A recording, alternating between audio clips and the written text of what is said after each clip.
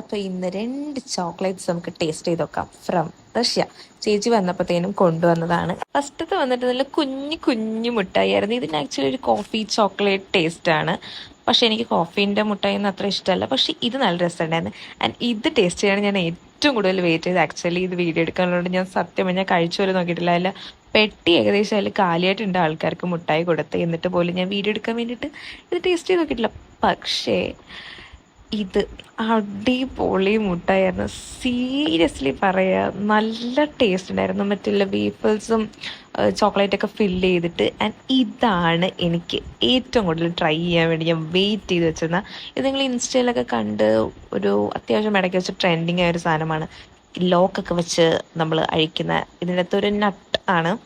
Actually ഇതിനൊരു ആൽമണ്ടും ഒരു white chocolate എവിടെയൊക്കെയോ ഒരു ടേസ്റ്റ് എനിക്ക് ഫീൽ ചെയ്തു.